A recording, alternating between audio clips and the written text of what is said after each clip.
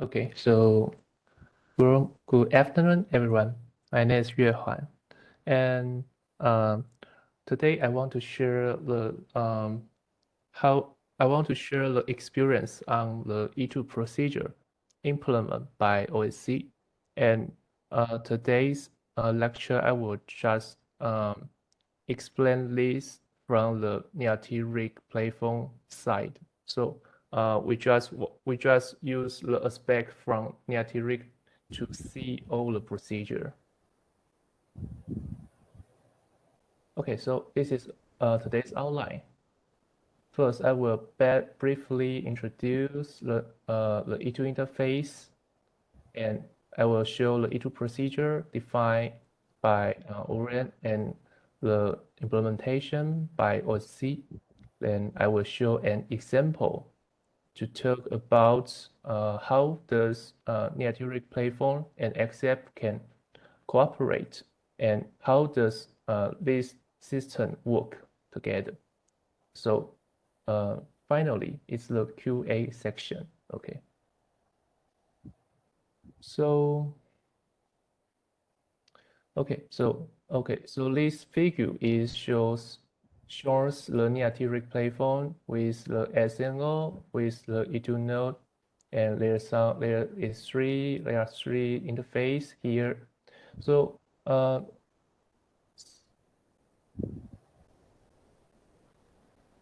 sorry. So today we just shows the E2 interface here. So as Tori just talked before previously, the E2 interface is connected end to end from E2 nodes and Niantic platform. So there would be many E2 connections between the Niantic and E2 node. So for OSC Orient, they define the E2 interface is built up on top of the HTTP connection. Then we can use the E2 AP to communicate with platform and E2 node. So we will just show the E2 service model later. Actually, E2 service model is an agreement between the XApp and the E2 node. So we just show this later. So let's see the figure on your right-hand side first. Okay, so the goal of the Niantic platform is to optimize the base station. So we need to know the currently the E2 nodes status. So how does Niantic platform know the status? Actually, it will need the E2 search model's help and E2 AP. So as you see this figure, there are two XApp on top of this Niantic platform, and another XApp with the AI algorithm. So how does this system work? Okay. So first, this XF may need data. This XF may just to fetch the data. Then it may just forward to Niantic platform to store the data into the database. Then this XF may use the AI machine learning model to perform the algorithm, to perform the decision, to decide whether to send the control or not. So so if this XF want to send the control, maybe this XF can help to control this base station. Okay, so let's see the E2 AP and the E2 service model. So actually, E2 AP is an abbreviation of the E2 application protocol. So it defines procedures and the parameter, just shown a story. So how does they use this E2 AP? Actually, they use the procedure to communicate with each other. So they define two types of the procedures. The first one is the global procedure. This global procedure is just like the interface management. So something like we need to establish the interface first. So they may use the E2 setup procedure, or they don't want to use E2 interface anymore. So they may use the E2 removal. Okay, so this is just kind of the global procedure. It's just to it's just to manage the interface. Then it also defines a Neatiric functional procedure. So what is the Neatiric functional procedure? Actually, it's play a very important role in accept, because this functional procedure can be used by accept to optimize, to control, to ask E2Node to do something. So they just reuse this procedure to ask E2Node to do something. So what kind of the things, what kind of the task can accept ask the E2Node to do? Okay, so it's the E2 service model. So actually, E2 service model can define the run function, just shown as Tori said, the run function. So actually, E2Node must tell the native replay phone what kind of the run function it supports, and accept may use some mechanism, something like the shared data layer access the database to know the run function it supports. Then it can ask the this E2Node to do something. So actually, it will be an agreement between the accept and E2Node. So which means both accept and E2Node must support the E2 service model so they can communicate. Okay.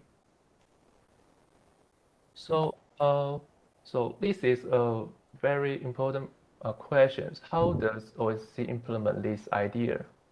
So actually, as we just discussed yesterday, for the Neatiric replay phone, they just use the several components to build up all the Neatiric replay phone. So it's just the same. So actually, for OSC, they just use the E2 termination, substitution manager, and E2 manager to be the components to build up all the E2 related procedure. So later we will use this figure to show how does OSC implements this idea. So actually, in the further section, I will just show these four procedures, because these four procedure is very important to make accept can communicate with E2Node. So we just focus on these four procedure. Okay. So let's see the E2 procedure. The first one is the E2 setup procedure. So the goal is to let E2Node and Neatiric to know each other. So actually, it's just something like we just made some new friend. We need to do some introduction to each other. So E2Node would introduce itself to Neatiric replay phone. So it just uses the E2 setup request. So it will contain something like the run function it supports. So it can tell the Neatiric replay phone what kind of the run function I can support you to be controlled. Second, it also can support some data, something like its global GNOB ID or global ODU ID. It can tell the Neatiric replay phone some data, some identification to let the NearDirectPlay phone to know who is he, who is it. Okay, so after they just use the E2 request over the HTTP connection. Then E2 termination receive this request, it will just to do some processing, to do some process. So it will just use the ASN.1 format to decode it, then forward to pass this to RIC message router format, and it just forward to E2 manager. So actually, as we just discussed this before, E2 manager is just to verify this the E2 node's identification. So E2 manager would decide whether we need to accept or not. So if the result is good, so E2 manager accept the E2 node, it will update the RAN information, which means it will store the RAN information the E2 node provide using the shared data layer into this RNIP RAN information database. Then it also triggers the loading path create, which is which we just discussed before. It's just use the REST API to trigger the loading manager to create a loading path for the E2 node, so that Accept can use this loading to know, oh, there is a E2 node.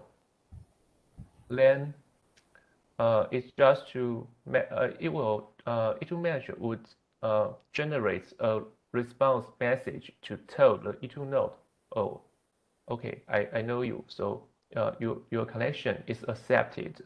So it's just forward back, okay. So E2 setup procedure is just to let E2 node and NearDirectPlay phone to know each other's. Next is the E2 subscription procedure. Okay, so for the E2 subscription procedure, we just use the aspect of the Accept, because only Accept can use the subscription, can subscribe the RAN function to. So the goal of the E2 subscription procedure is let Accept and use subscription to set the event. So let me explain the event. Actually, the events would be something like a period timer. So it's just an example. So I just want to use this example to explain this. So for example, the timer. So if I just use the subscription to set the 5 millisecond timer, so it will use this flow to ask the E2 node to set a 5-minute timer. So this is the event. Okay, so how does Accept use platform communication to tell E2 node to do something? Okay, actually use this flow. First, Accept can use the REST subscription request. Okay, so it's just use the REST API to tell the subscription manager. So subscription manager would identify to verify whether this format is good or bad. So is this format is correct, so it will trigger the loading path create. So it just use the REST API to tell the loading manager to create a loading path. Then it can send the RIC subscription request to E2 termination. So E2 termination is just to pass this RMR RIC message, router message to the HTTP, then forward to E2 node. So this E2 node can know what kind of events does this E2 node subscribe. So if this event is triggered, I will told list accept using another procedure, another E2AP procedure. So here, after the E2 node accept list, so it's successfully, so it will generate a rig substitution response over the HTTP connection to E2 termination. Then E2 termination just feedback to substitution manager. Then it will forward to accept. So at this time, accept can know this E2 node, the substitution to this E2 node is successfully. Okay, so next is the E2 indication procedure.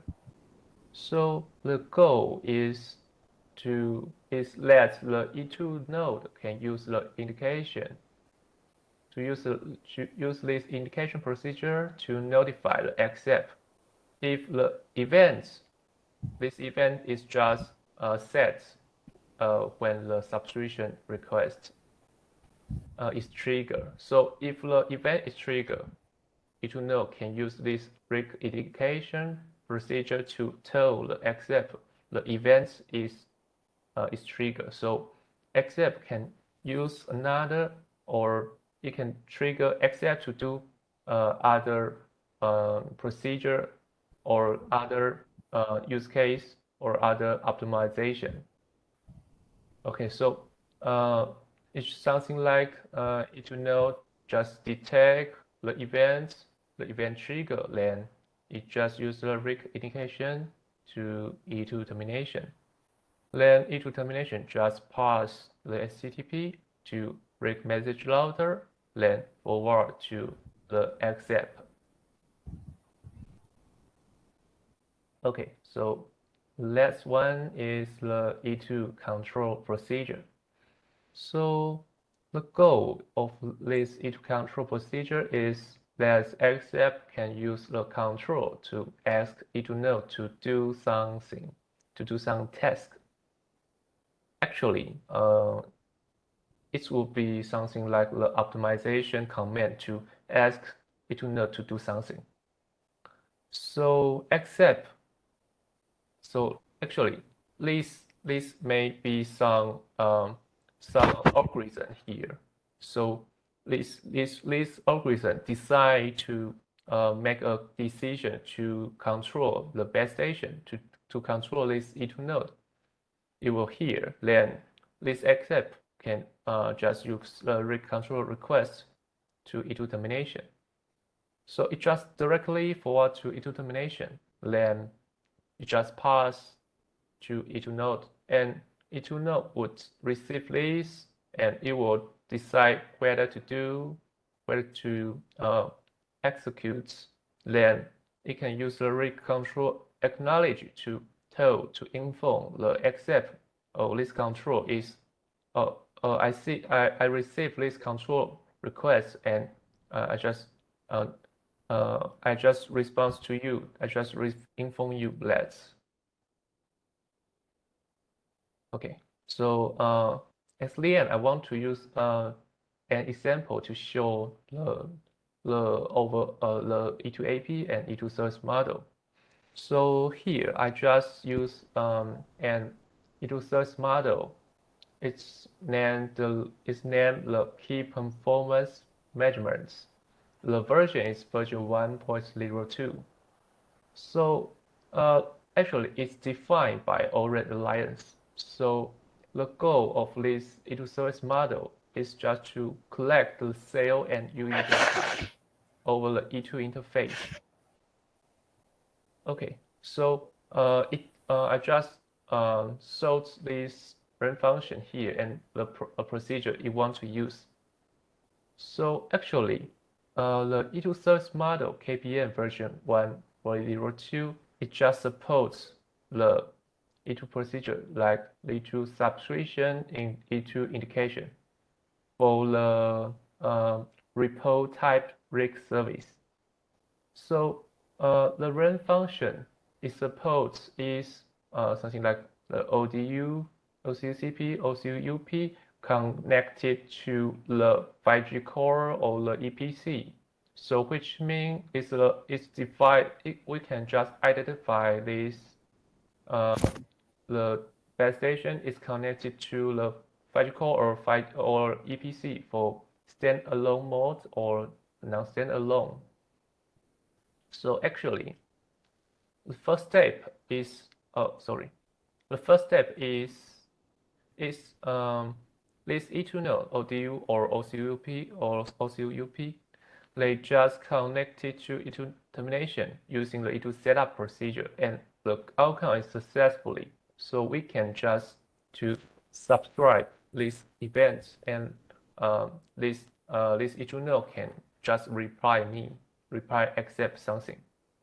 So after the E2 setup procedure is done, so accept can use the subscription procedure. So just as I just showed before, accept we use a REST subscription request to the subscription manager. Then subscription manager would do something, and it will pass the message and to E2 termination. Termination can to find a correct ODU here, then it can subscribe this. So if the event is triggered, so this ODU can just pass the data over this path to this accept. So this accept with this E2 service model KVM version 1.02, it can collect the CL and UE data over the E2 interface. Okay, so I think that's all for the E2 procedure introduction. So if you have any question, you can ask here.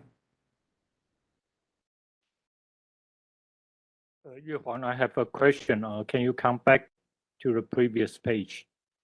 This one? Yes. So when ODU repose something to E2 termination, the E2 termination will respond to SF directly. Yes. But how E2 termination knows the information will be subscribed by SF, by this SF? Actually, you will have multiple SF. Yes, correct. But okay. Multiple SF may subscribe the same information. Let me come back to this. Actually, when accept want to subscribe a E2 node, you can see this. There is a create routing path, right?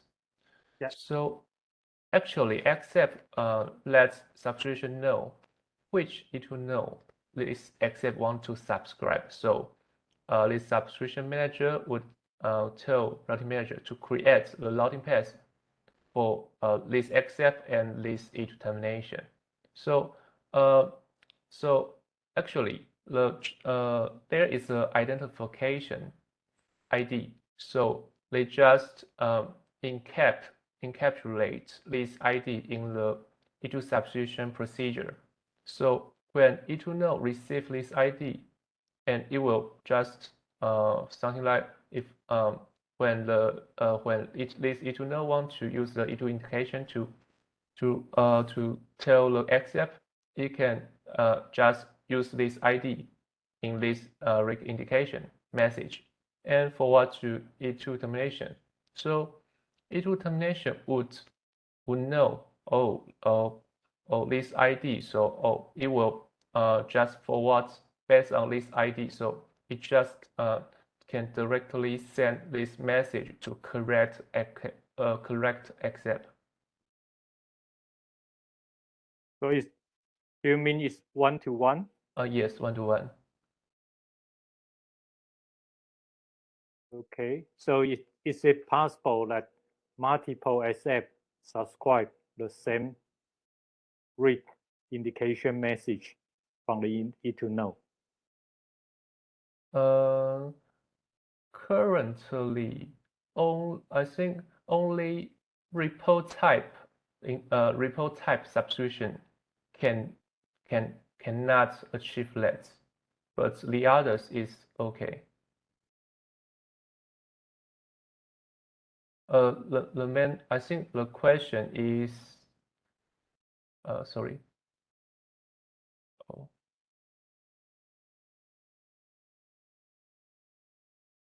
Okay, so okay, so let's imagine a scenario. Actually, there are two accept here. They want to ask this ODU to reply data to accept. But is it possible to let ODU to imply to reply two types of data to native replay phone to this accept to this two accept from the spec it's not this is not possible. Maybe we just think about this accept just subscribe this ODU for the data, so it just report this data to accept. So actually, this accept gets the data. So So the question would be, why? But the other accept want to fetch this data. So maybe this accept can use the shared data layer API to store this data into a database. Then another accept just fetch the data from the ANIP over the shared data layer. Okay, thank you. Okay. Is there any questions here?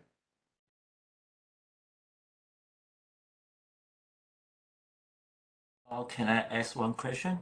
Of course. So I follow Professor's question. I think there must have some scenario that multiple XF are requesting many DU's information.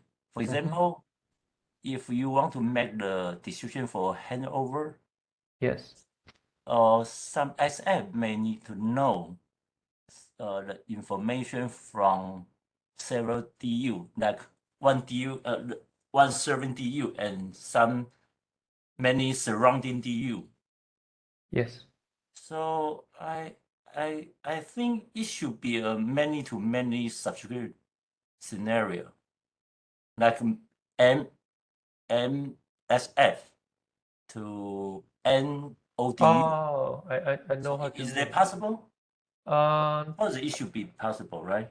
I think I think actually we need to identify the subscription type first. Actually, subscription supports the repo type and the insert type and the policy type. So so first step is you need to know which type is it. So except for the repo type, I think the others is okay. So let's back to the questions. You means how does accept to access multiple? Sorry, you means because accept want to optimize the base station, so they need to access the data from the base station, right? Yeah. So so how does the other accept access this data? So the solution is only one accept just subscribe to this ODU or OCUCP or OCUP to fetch the data. Then it will store into the database. So another accept, the other accept can just use the data from the database rather directly connected to the base station. Actually, in traffic steering use case, they want to just follow the scenario I just took. So there's only one accept store the data, but the other accept just fetch the data from the database. Okay, and by the way, I should say thank you for your introduction to this part. But do you also have some code to show the audience the real case? Audience, the real case. Okay. Currently, I will not share this log or some code here because I want to Okay. just briefly introduce the procedure here. Okay, thank you. Thank you, Professor. 不好意思，我有一点问题。好，请问。好，那因为刚才一直在讲，就是多个 XApp 就是连到重复同样 E2 node 的部分嘛。那这个时候我之前有看到说，是不是会用那个 Routing Manager 去解决这个问题？它是用 Subscription Manager，就是举例来讲，就是两个 XApp 他们要同时订阅，就是我们说send subscription to this E2 node。我们要订阅这些 base station 的资讯的时候，假设我们今天是 report type 好了，那我会在 subscription manager 这边去做一个解决，就是我这边就不会让之后的这些 procedure 继续下去，就不会再告诉 ODU 说原本 XApp A 这个人已经跟这个 ODU 已经去做一个 subscription 了，那之后又有一个 XApp B 又想去做这件事情，这样不就 duplication 了，就重复了。那这时候subscription manager 就扮演这个角色，也就是为什么我们这边要去特别说 subscription manager，也就是为什么 Oren 在制定这个 spec 的时候，他为什么想去用这个去管理这个 subscription，我想原因可能是这样子。好的，谢谢。不会。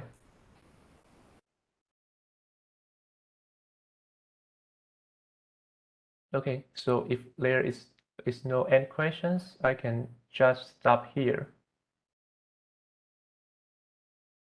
Okay, thank you. Okay, so